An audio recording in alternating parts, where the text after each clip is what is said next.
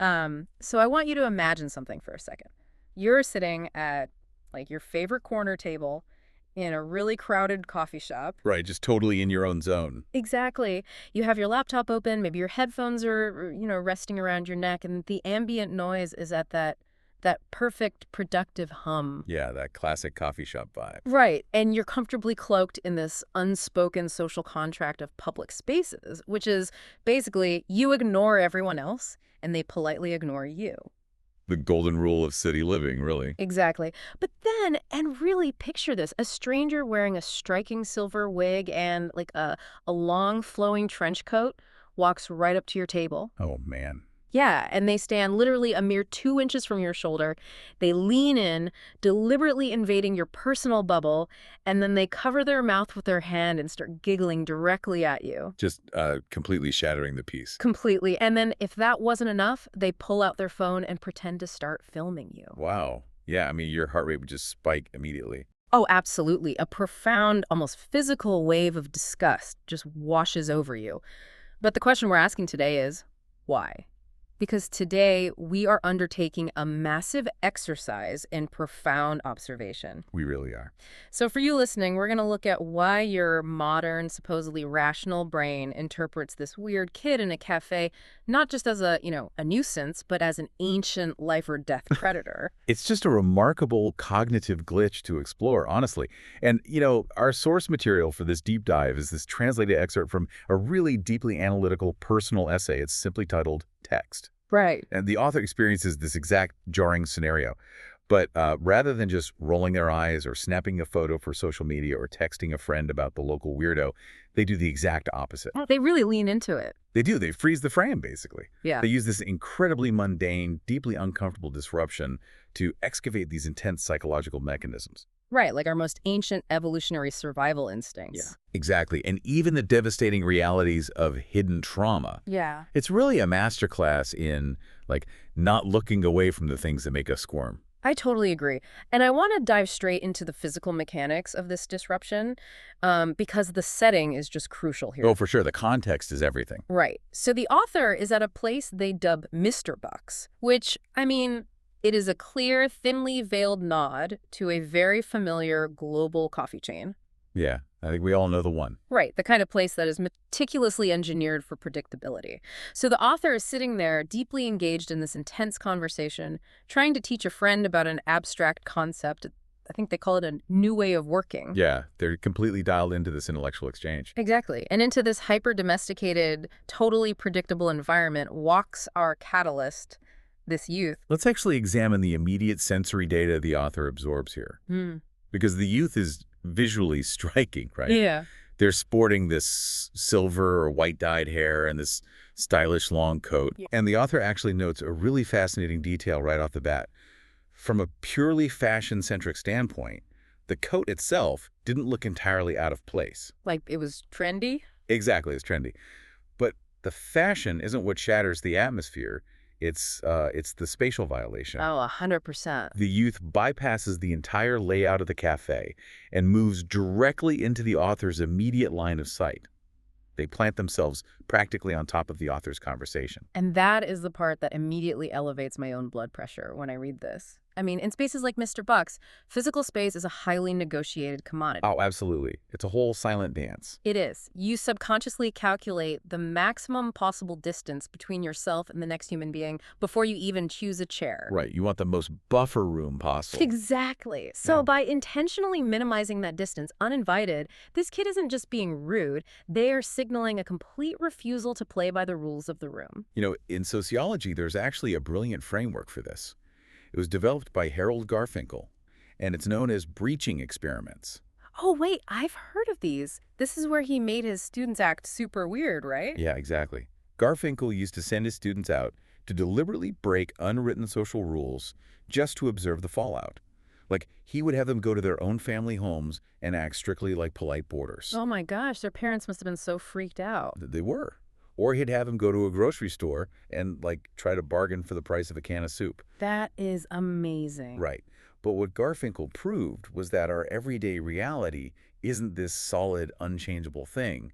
It's actually a fragile, ongoing consensus. Right, we all just agree to act a certain way. Exactly. So when someone breaches that consensus, people don't just get annoyed, they get deeply anxious, confused, and sometimes even angry because the very fabric of their social reality is being threatened. That makes so much sense. Yeah, and the author's basically framing this youth behavior as a localized, aggressive breaching experiment. And what's wild is the youth escalates the breach almost immediately.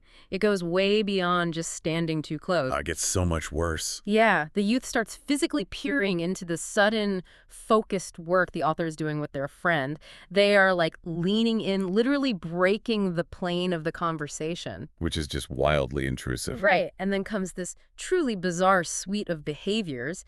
The youth covers their mouth with their hand to giggle. And if that wasn't unsettling enough, they pantomime holding up a smartphone. Yeah, pretending to point it at the author as if they're recording the entire interaction. We really need to unpack the mechanics of those specific gestures, because to me, they feel incredibly aggressive, even though they're disguised as passive observation. They absolutely are. Covering the mouth to giggle specifically is a very exclusionary mechanism. Like an inside joke. Exactly. It implies the existence of a secret joke, a layer of mockery that the subject, the author, is intentionally being denied access to. It strips the author of their agency in that moment. That is so true. It makes you feel so powerless.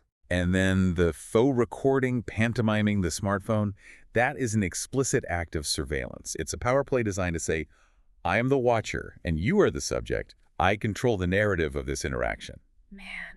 It feels exactly like an uninvited avant-garde theater performance suddenly erupting right at your cafe table. That's a great way to put it. It's entirely disorienting. And you, sitting there, are instantly forced into an impossible position. You're either the captive audience to a play you definitely didn't buy a ticket for, or worse, you're an unwilling prop in their performance art. Right, you're forced to participate just by being there. Exactly. The social contract hasn't just been bent here. This kid basically took a flamethrower to it. Which brings us to the rest of the room's reaction, which I find fascinating. The text points out a really pivotal detail here. Yeah. The author wasn't the only one experiencing this intense aversion. Oh, right, the other customer. Yes. Another customer, who had simply had the misfortune of sitting down next to where this youth eventually planted themselves, immediately packed up all their belongings and relocated to an entirely different section of the cafe. He just noped right out of there. He did. The discomfort wasn't just subjective for the author. It was a shared, palpable, atmospheric shift in the entire room. And here's where the author makes this massive leap that I honestly initially struggled with a bit. The author traces this collective immediate desire to flee back to a hunting era instinct. Right, going way back to our evolutionary roots. Exactly. They explicitly describe this shared disgust as a defensive biological reaction to heterogeneity. Which is a heavy word to drop in a coffee shop setting. Very heavy. And honestly, I have to push back on this premise just a bit. I mean, think about it. We live in massive, globalized, modern urban centers. Sure. If you walk down the street in New York or London or Tokyo, you are bombarded by heterogeneity. You see people who look completely different from you, wearing avant-garde fashion, engaging in strange subcultures literally every single minute of the day. We're constantly exposed to the unusual, yeah. Right. So the modern brain is perfectly adapted to ignoring weird people in coats. Why did this specific kid doing this specific giggling routine bypass that modern ignore the weirdo filter and trigger an ancient prehistoric survival alarm? That is the crucial distinction we have to make here. The evolutionary instinct of disgust, which is governed largely by the amygdala in our brains, does not trigger based on mere visual quirkiness. Okay, so it's not about the coat. No, not really. As you said, we habituate to visual differences very quickly. The amygdala actually triggers when it detects a behavioral anomaly that signals a fundamental detachment from baseline reality. Wait, break that down for me. What do you mean by detachment from baseline reality? Well, think about it mechanically. In a prehistoric tribal setting, if a member of your group suddenly begins acting entirely without context, like they're staring at invisible threats, laughing at things that aren't there, totally failing to recognize basic social cues, that unpredictability was a massive, lethal liability. Oh, wow. I never thought about it like that. Yeah, it signaled disease or madness or perhaps some kind of neurological infection. It was dangerous to be around. So it's really the unpredictability, not the aesthetic itself. The brain perceives chaos as a literal physical threat. Precisely. Humans possess highly evolved pattern recognition software. We constantly, subconsciously scan our environment to verify that the people around us are tethered to the same shared reality. Like making sure everyone is operating on the same wavelength. Exactly. We need to know that if, say, a fire breaks out, everyone will run for the door. When this youth starts giggling at absolutely nothing and fake recording strangers, they are broadcasting that their operating system is fundamentally decoupled from the shared reality of the cafe. They're a wild card. They are a chaotic variable. And to the amygdala, a chaotic variable in close proximity is functionally indistinguishable from a physical predator. That is so wild. So your brain just lumps weird giggling guy and saber-toothed tiger into the same category. Biologically, yes. It triggers an autonomic nervous system response. Hmm. Cortisol spikes. The sympathetic nervous system kicks in, and you feel a profound, visceral bodily need to put physical distance between yourself and that contagion of chaos. Which perfectly explains why that other customer fled. Exactly. It wasn't social snobbery. It was a deeply ingrained prehistoric survival algorithm executing flawlessly. Okay, that completely reframes the whole interaction for me. But, it also begs a question about the aesthetic choices, right? Because the author doesn't just ignore the kid's fashion. Oh, they actually fixate on it quite a bit. Yeah, they dive incredibly deeply into the youth's specific styling, particularly that dyed silver or white hair paired with that flowing long coat. If the behavior is what triggers the threat response, what is the function of the costume? Why dress like that at all? The author introduces a really fascinating psychological framework here. They link this specific aesthetic choice to an ancient archetype, the old wise man. The old wise man in a coffee shop. Yeah. The text suggests that historically and evolutionarily, the elder was an object of profound longing and an ideal for the youth. Age was a proxy for survival. Because if you got old, you must be good at surviving. Exactly. If you lived to have silver hair in a super harsh prehistoric environment, it meant you possessed vital knowledge. You knew where the water was during a drought or how to survive a really harsh winter. So old age was basically a status symbol. A huge one. Therefore, the physical markers of age automatically commanded deference, respect, and a sort of protective distance from the rest of the tribe. Oh, that is a brilliant observation. So by adopting the silver hair and the imposing flowing coat, the youth is essentially trying to hack the evolutionary software of the people around them. That's a perfect way to phrase it. A hack. Yeah.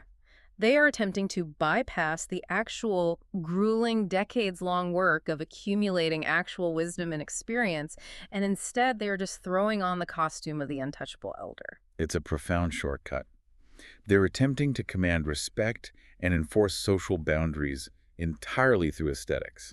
The subconscious logic is basically, if I wear the uniform of the wise old man, perhaps the world will grant me the unbothered, deferred-to status of one. But the author immediately points out the devastating tragedy of the strategy, and it really is a tragedy. There is this incredibly painful, almost jarring mismatch between the meticulously crafted, stoic outer shell of the wise elder and the actual psychological state operating underneath it. Right. The reality doesn't match the billboard. Exactly, because the engine driving this impressive costume is a person who's covering their mouth to giggle, mocking strangers, and playing pretend with a smartphone camera. It's totally incongruous. It's the impulsive, super insecure behavior of a frightened child just rattling around inside the aesthetic armor of an ancient sage. This brings us to a concept the text explicitly wrestles with, which is painful inferiority. That phrase alone is so striking. Painful inferiority. It is. When a human being suffers from a profound lack of inner substance, when their internal architecture feels entirely hollow or inadequate or fundamentally unlovable, it is an agonizing, terrifying state of existence. You'd feel so exposed all the time. Entirely porous and vulnerable to the judgments of the world.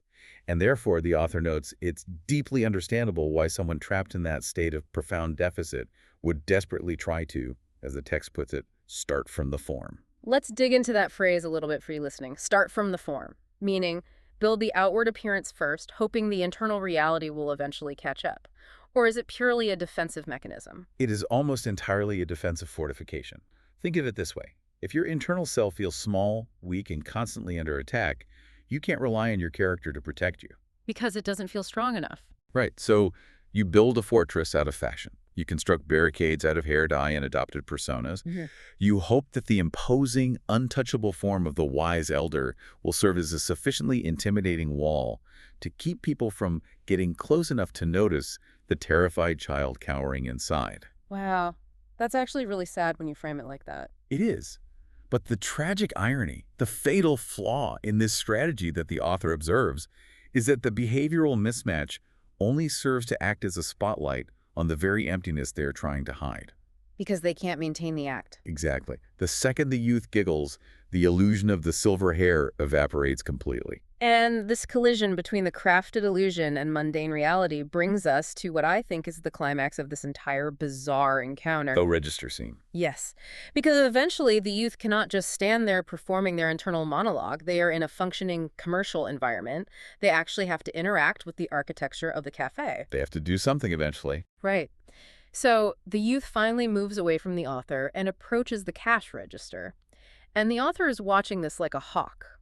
They detail how the youth purposefully takes their time. Very deliberately. They stand there, slowly evaluating the goods on display, deliberately picking up a cup, turning it over, appraising it with the studied intensity. They're frantically trying to recalibrate and maintain that cultivated air of superiority we were just talking about.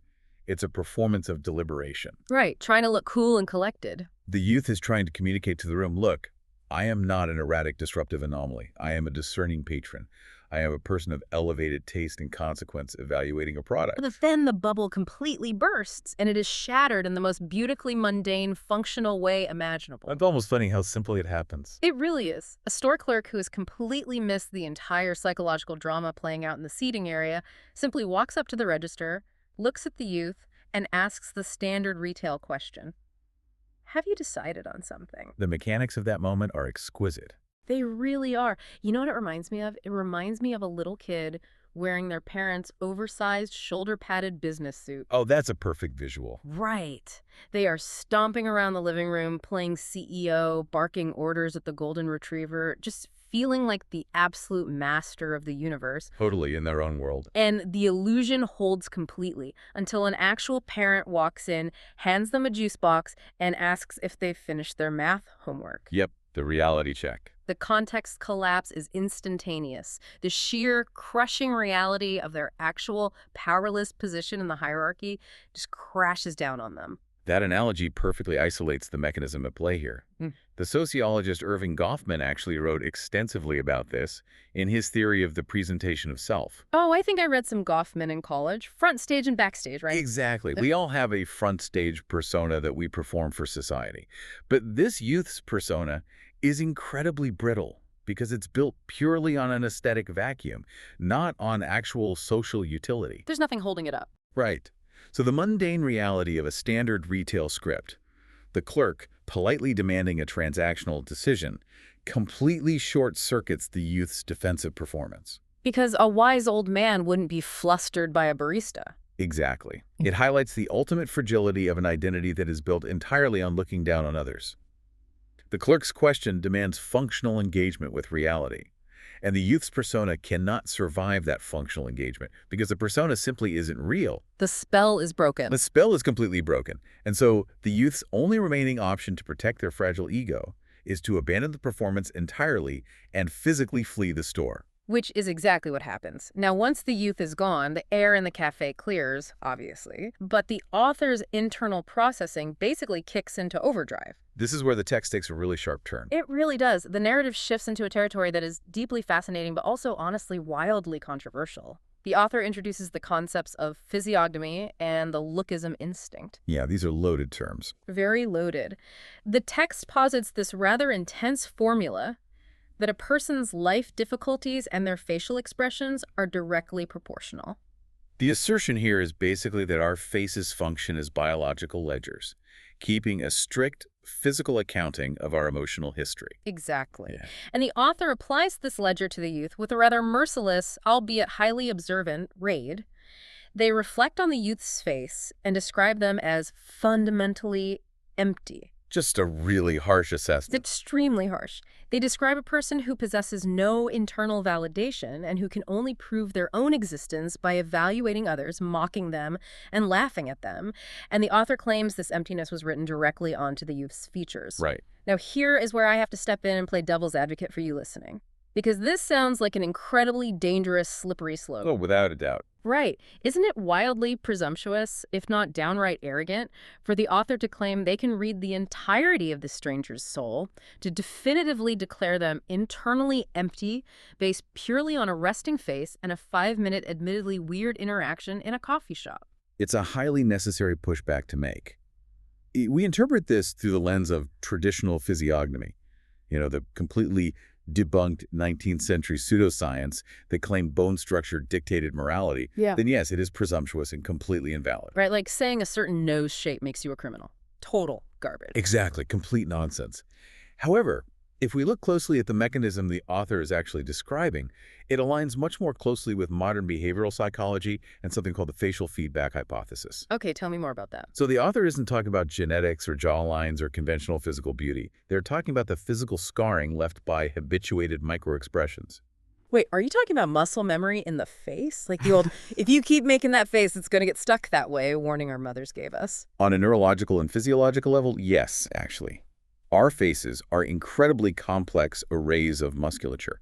Like, for example, the corrugator superciliary muscle, which is what allows us to frown or sneer. Okay. If an individual's primary daily mode of interacting with the world is defensive mockery, profound cynicism, or just the agonizing tension of self-hatred, those chronic emotional states require continuous, specific muscle contractions. You're literally flexing those negative muscles all day. Precisely. And over a lifetime, or even just through years of intense adolescence, chronic cortisol and emotional tension literally reshape the facial fascia. Those habitual expressions etch themselves into the resting state of the face. Wow, so they literally wear their attitude on their face. Right.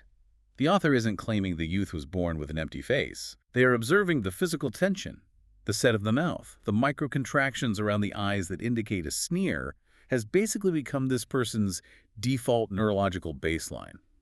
It's the physical manifestation of an emotional retreat. I want you listening to try this right now. Really, just think about your own resting face when you are commuting or staring at your phone or waiting in line at the grocery store. It's a sobering thought experiment. It is. If someone snapped a candid photo of you on the subway, what emotional history is etched into your jaw tension right now? Most of us are clenching our jaws without even realizing it. Exactly. And thinking about it that way, it completely reframes the author's observation for me. It's less about judging a book by its cover and more about examining the deep wear and tear on the spine to understand exactly how violently the book has been handled. That is precisely it. The author is reading the geographical map of hardship left behind on the youth's face. And realizing that hardship is what triggers a massive tectonic shift in the text. I mean, this is where the piece elevates from just a sharp observation to something truly moving. The whole tone changes. It does. The author suddenly abandons the stance of clinical disgust and judgment. They pivot into an incredibly deep, almost overwhelming well of empathy. It's quite beautiful, actually. It really is. The author stops viewing the youth as an annoying disruption and starts viewing them as a profound casualty of trauma. Basically, their internal threat detection system powers down, and radical empathy takes over. And the author actually begins to meticulously speculate on the youth's hidden backstory, and the specific details they imagine are just heartbreaking. They go really deep into the hypothetical family dynamics. Yeah. The text suggests that to produce this level of defensive, erratic behavior, the youth must have endured immense emotional deprivation.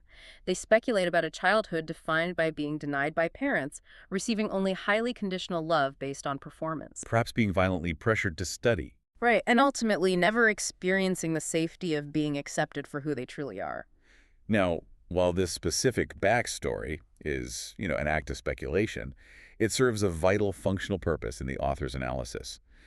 By reverse engineering this architecture of conditional love and chronic rejection, the author provides a logical, psychological blueprint for the youth's bizarre cafe performance. It connects the dots. It does. Mechanically speaking, if a child is only loved conditionally, they internalize the belief that their authentic self is fundamentally unacceptable. Because if they show who they really are, they get rejected. Exactly. Therefore, basic survival dictates they must construct a false self, hence the costume of the wise old man. That makes perfect sense. Furthermore, if your primary experience with authority figures is denial and judgment, you learn to preemptively attack. Get them before they get you. Precisely. You mock strangers in a coffee shop before they have the opportunity to judge your emptiness. It is a preemptive strike born of absolute terror. Man. To crystallize the shift in perspective, the author introduces what I think is the most brilliant, haunting analogy in the entire piece. They use the metaphor of the domestic cat versus the wild cat. I love this part of the text. It's so vivid. If you think about a domestic cat, right, sleeping in a sunbeam on your sofa, they have these round, relaxed eyes. They expose their bellies. Their physical form reflects a world that has proven itself to be safe and nurturing. Right, they have no reason to be on edge. But wild cats, feral cats, surviving in alleyways or out in the wilderness, they have slanted, sharp, intensely focused eyes.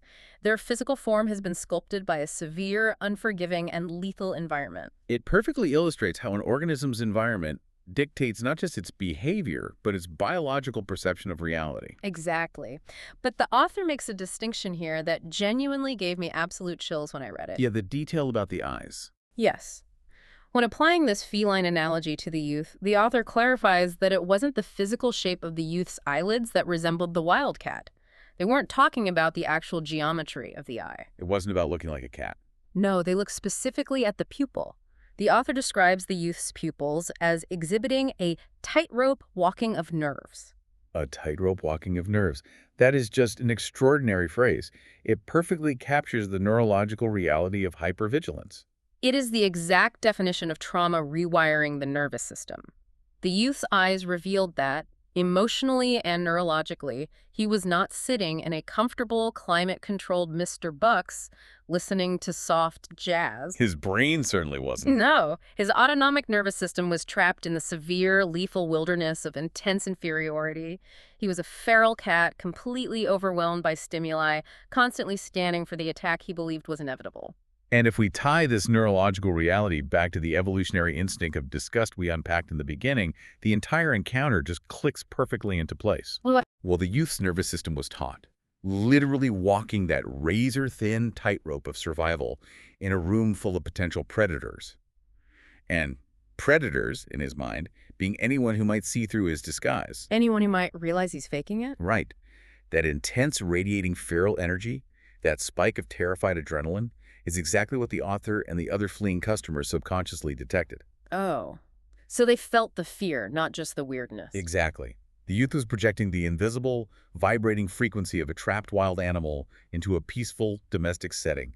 You cannot be in proximity to that level of autonomic terror without feeling the radiation of it. That completely dismantles any initial judgment of the giggling. It wasn't arrogant mockery at all. It was the desperate hissing of a cornered feral cat trying to puff itself up to look bigger and scarier than it actually is, praying you don't realize how terrified it is. It strips the behavior down to its rawest biological imperative, a defense mechanism operating at maximum capacity. That is just wow. And then, just when the author has constructed this masterful, completely empathetic dissection of a stranger's psyche, they deliver the final, devastating twist. The mirror moment. The mirror moment. This is the moment that turns this text from an interesting psychological exercise into a profound, almost uncomfortable mirror.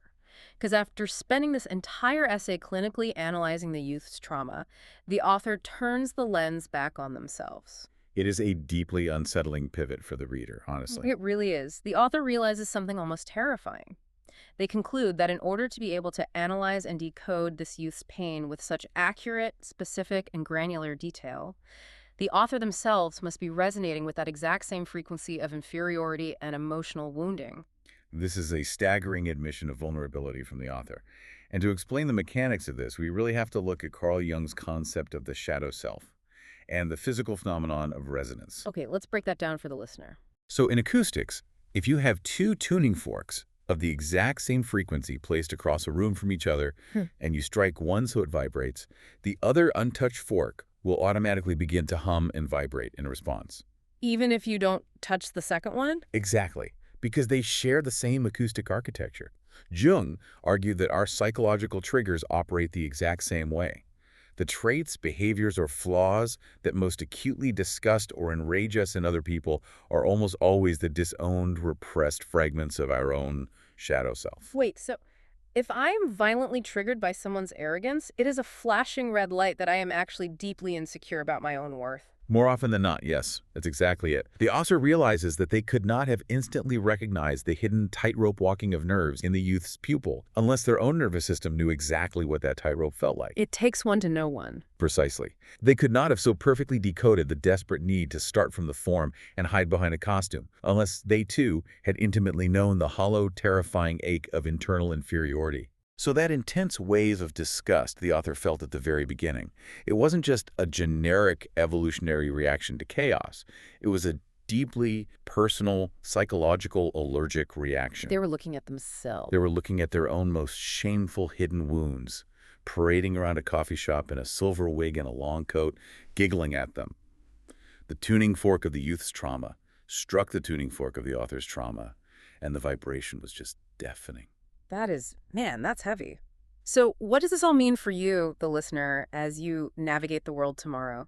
I think this text completely revolutionizes how we should process our daily frictions. It really provides a new toolkit. It does. Because we all have those moments, right? Someone cutting us off in traffic, a coworker who talks too loud, or a stranger in line at the grocery store who just instantly makes our skin crawl. We get that flash of visceral annoyance, and we usually just label them a jerk and move on. It's the easy way out. Right. But this deep dive demands a totally different approach. It suggests that the behaviors that trigger us the most aggressively in strangers might actually be the very wounds we are refusing to heal in ourselves. It is an invitation to use our daily triggers, not as weapons of judgment against others, but as profound internal diagnostic tools. Diagnostic tools, I like that. Yeah. If someone's desperate need for attention infuriates you, you must ask yourself, how exhausted are you by your own performative masks? Or if someone's frantic attempt to look important disgusts you, where do you feel functionally useless in your own life? Exactly. The author provides a master template for transforming an annoying encounter into an act of radical self-inquiry. Well, it has been an absolutely incredible intellectual journey today. Just to briefly recap the ground we've covered on this deep dive for you listening, we started with a super mundane disruption, a kid in a trench coat breaking the social contract of a coffee shop. Classic breaching experiment. Right. And through the lens of this essay, we unpacked the sociology of those experiments, the evolutionary neuroscience of the amygdala recognizing chaos as a predator, and the tragic psychology of using archetypal costumes to hide painful inferiority. We really covered a lot of ground. We did. We saw how the mundane reality of a cash register transaction can just shatter a brittle persona. We explored the biology of how habitual expressions physically scar our faces into maps of hardship. And of course, the tuning forks. Yes. Finally, we uncovered the psychological tuning forks of resonance, realizing that the deep empathy required to see the hypervigilant wildcat in others ultimately forces us to confront the terrified wildcat within ourselves. It's brilliant. The author took an experience that 99% of us would have simply thrown away as a bad coffee shop memory, and they extracted an entire universe of human mechanism from it. They really did. Which brings us to the end of our time together today. But before you take your headphones off and step back out into your own predictable public routines, we want to leave you with one final thought to process. The very next time you feel an immediate visceral spike of disgust toward a stranger acting bizarrely in public, I want you to force yourself to pause. Instead of giving in to the evolutionary urge to flee or the social urge to judge, ask yourself a much harder question. What's the question? Are you merely reacting to the wildness in them? Or is the hidden feral cat locked inside of your own psyche simply recognizing one of its own? A brilliant, haunting question to leave you with. Thank you so much for joining us on this deep dive. Keep observing the mechanisms around you, keep questioning your own reactions, and keep looking beneath the surface of the everyday world. Catch you next time.